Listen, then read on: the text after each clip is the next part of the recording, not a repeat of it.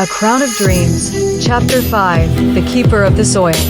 The quiet, profound impact of a dad whose love empowers rather than limits. A father who stays out of the spotlight, but whose legacy shines through every brave decision his daughter makes, is examined in this chapter. In A Crown of Dreams, Chapter 5, The Keeper of the Soil.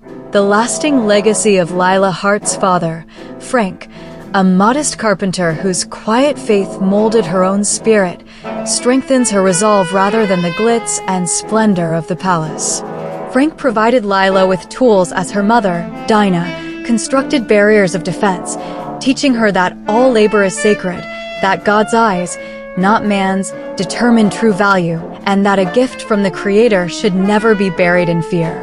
In the gilded den of the Gilded Palace, Frank's voice becomes Lila's spiritual compass through treasured memories of sawdust and scripture.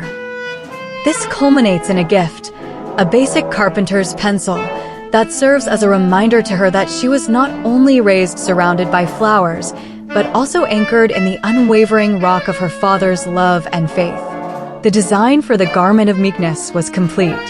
It lay on Lila's desk, a symphony of structured linen and delicate, almost living, embroidery that suggested strength in its subtlety, power in its restraint.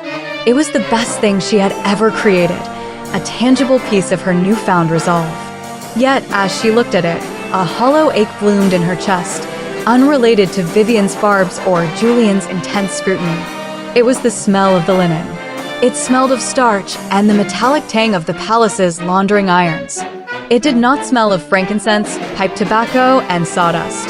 It did not smell of her father. Frank Hart was a man of quiet presence. Where the gilded palace shouted, he listened. Where its scriptures were polished for display, his were worn smooth by use. He was a carpenter, a maker of tables, chairs, and coffins, a man who understood that all things, beautiful and functional, began as raw wood and required a patient hand.